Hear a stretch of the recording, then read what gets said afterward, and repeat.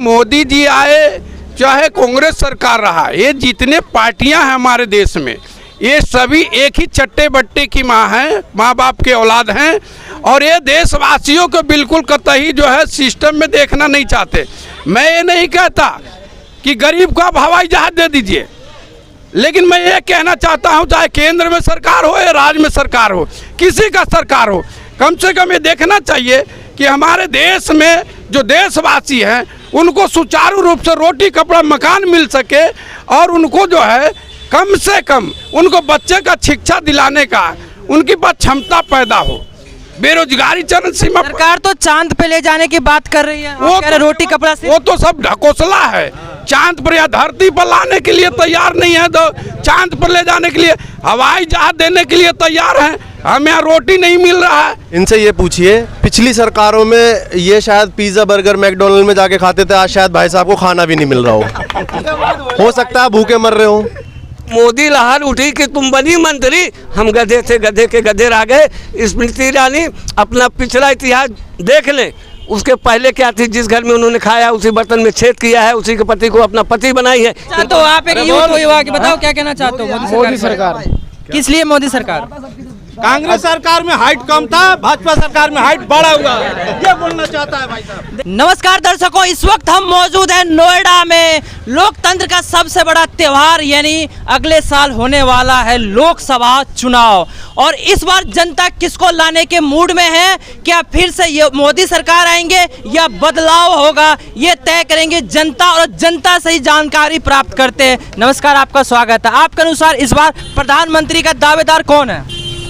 देखिए, प्रधानमंत्री का दावेदार चाहे कोई भी हो, जब तक वोट नहीं हो जाता है, जब तक वोटिंग नहीं हो जाता है, हमारा भाई बहन माँ जब तक वोट नहीं दिया तब तक हम किसको कहेंगे प्रधानमंत्री हो सकता है। क्योंकि एग्जिट पोल जो है, एग्जिट पोल में ही जिताने हराने की बात करता है। जो हमारे देश में जो देशवासियों के विकास की बात करेगा, जो विकास करेगा, जो महंगाई दूर करेगा, उस पर जो है विचार किया जाएगा कि अगला कौन प्रधानमंत्री होगा।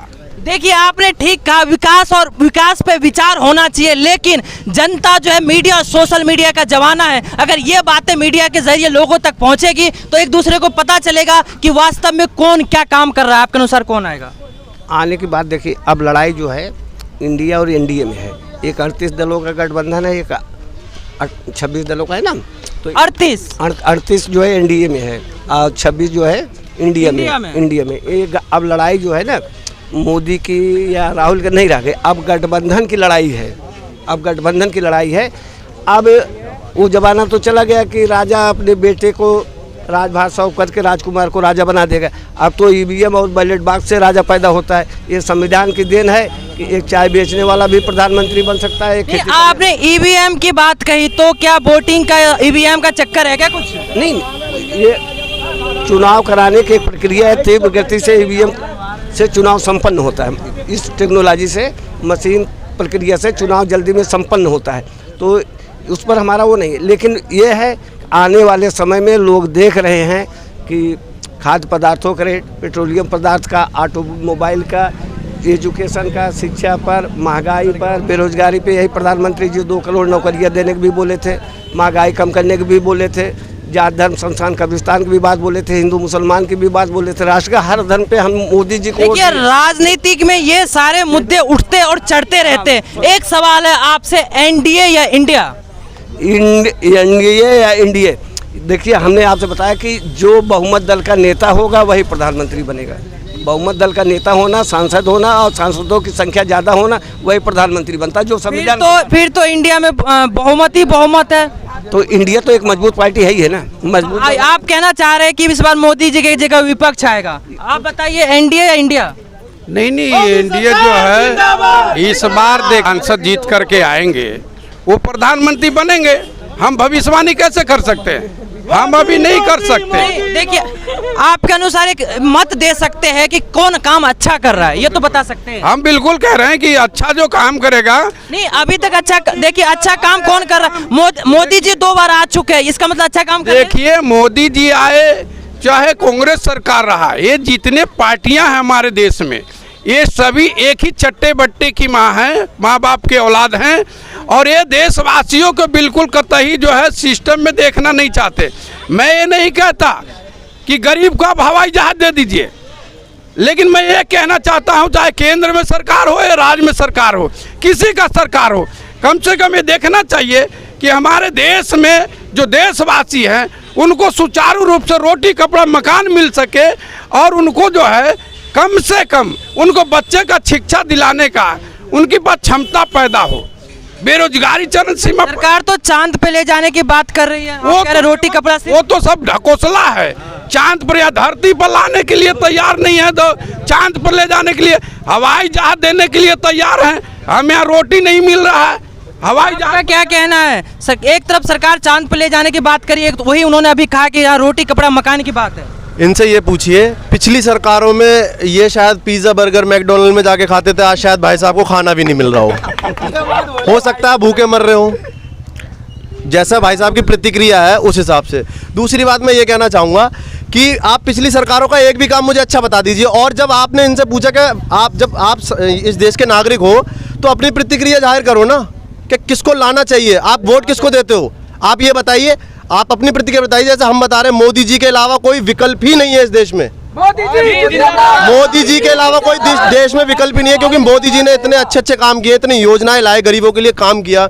अब ये लोग एक ही रोना गाते हैं, महंगाई। विपक्ष से कहती है कि मोदी जी ने सब बेच दिया है। ऐसा है, सुनिए, मैं ये बोलना चाहूँगा, ये जो विपक्ष के लोग और जो विपक्ष की पार्टियां जो कहती हैं कि अब अडानी जी अमीर बन गए, उससे पहले क्या मूंगफली बेचते थे क्या? उससे पहले मूंगफली बेचते थे क्या, या ठेली चलाते थे? भाई पहले भी वो इंडस्ट्रियलिस्ट था। पर ऐसा होता है कि भाई उसने काम किया, मेहनत करो तो कौन नहीं आगे बढ़ेगा। ये भाई साहब 20 साल पहले क्या थे, हम भी। मतलब है कि निजीकरण को बढ़ावा दिया है। निजीकरण को बढ़ावा दिया है तो क्या गलत है बताइए, और क्या बेका है ये बता दीजिए ना। और लोग जो कह रहे हैं, जो भाई साहब ने जैसे कहा कि देश विदेश घूमने जाते हैं, वो जाते किस लिए हैं ये आपने सोचा? आज अमेरिका साथ में खड़ा है। वही अमेरिका था जब बड़ौदा कांड हुआ था तो मोदी जी का वीज़ा कैंसिल कर दिया था। आज वहाँ वेलकम करते हैं लोग उनका। कभी मनमोहन का वेलकम करते हुए देखा? पाकिस्तान का कहीं विदेशी छवि अच्छी बनी है, विदेशी छवि अच्छी बनी है, इन्वेस्ट भी हुआ है उसमें, और क्या कहते हैं व्यापार भी बढ़ा है, उससे रोजगार भी मिला है। आज से आप ज़्यादा नहीं 2012-13 में आज एक मिस्त्री की, छोटे से वर्ग की एक मिस्त्री की दिहाड़ी बता दीजिए क्या थी भाई? 300-400 रुपये थी, आज 800 रुपये ले रहा है। तो महंगाई किस प्रकार बढ़ी है बता दीजिए।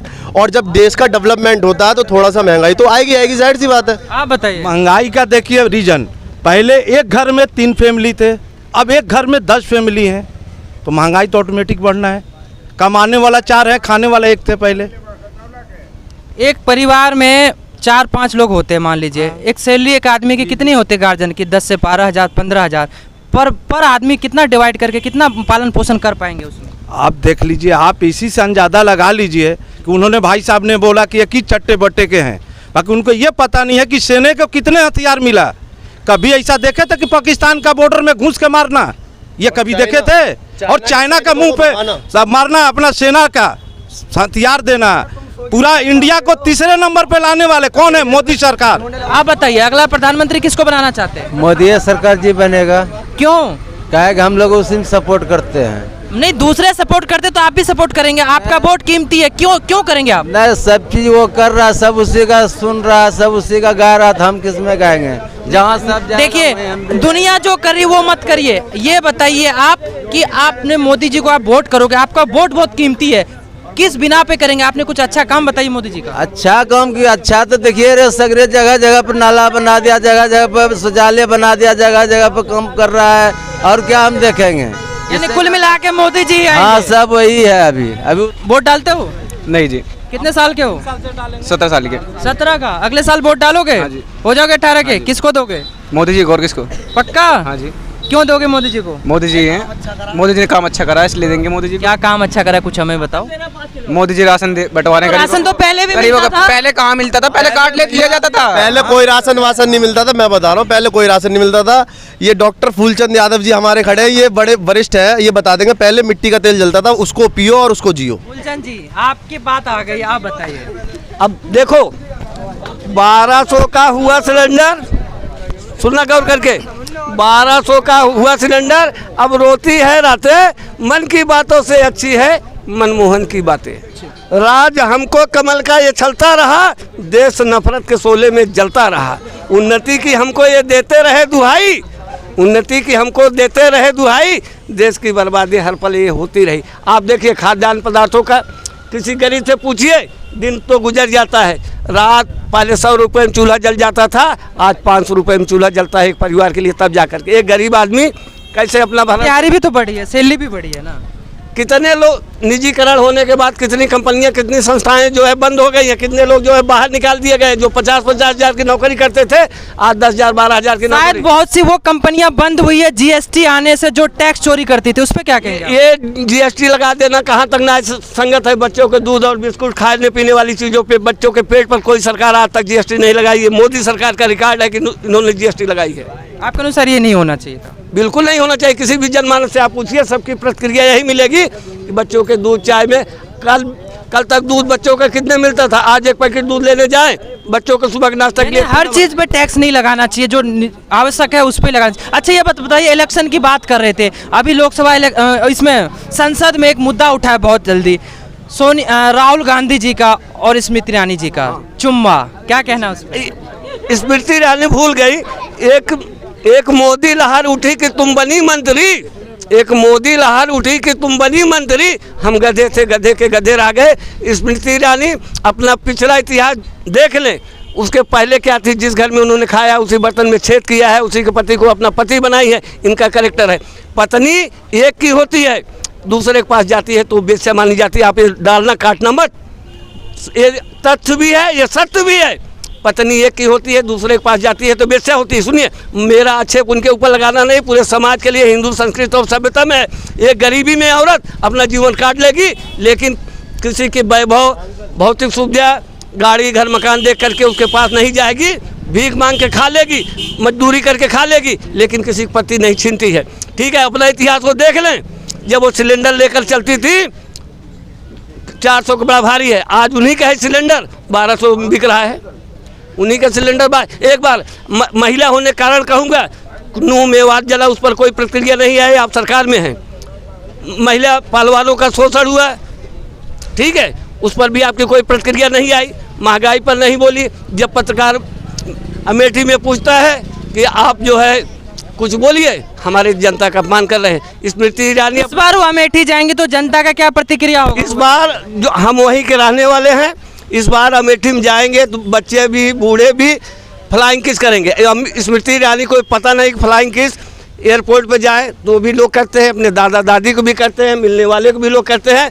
आप किस उम्र के हो इसका नहीं मतलब, सुनिए, आप किस उम्र के हो इसका मतलब नहीं होता, आप किस उम्र की बातें सोचे करते हो इस पर निर्भर करता है। स्मृति ईरानी को जबकि अब कोई फुटेज और वीडियो नहीं मिला कि राहुल के पीछे बैठी थी, कि नहीं मिला कि जिसमें फ्लाइंग करते। ये तो आक्षेप लगाया गया था जब सरकार को जो है सदन में बोलना था, तो राहुल मतलब सरकार को बचाने के पक्ष में एक झूठा आक्षेप लगाया, कोई वीडियो और फुटेज। ऐसा क्यों होता है कि राहुल जी कुछ गंभीर बात भी बोले तो भी मजाक में चला जाता है? इसलिए कि राहुल से कड़ा संघर्ष हुआ है अमेठी में, जो है एक बार हारी है तो एक बार जीती है ना, तो दोनों के अंदर ये शोले जल रहे हैं। तो वही लोग वही संसद में दिखने को मिला, वही देखने को मिला। ये पक्का है इस बार स्मृति ईरानी कितना जोर लगा ले, कितना शोर, कितनी ताकत लगा ले, कतई जो है जीत नहीं सकेंगे। मैं तो राहुल जी से आग्रह करूंगा कि आप मत परेशान होइए, इस बार अमेठी टिकट हमें दीजिए। इस बार आप फ्लाइंग किस देंगे? हाँ, फ्लाइंग किस जनता को हक करा देंगे और स्मृति ईरानी को हरा देंगे। चलिए, जनता की राय हमने जाने। हम नोएडा में इस वक्त मौजूद थे। लोकसभा इलेक्शन में क्या होगा 2024 में, प्रतिक्रिया आपकी होगी, नीचे कमेंट बॉक्स में अपनी राय जरूर दें। मैं सुशील कुमार, आपकी वॉइस के साथ, नोएडा।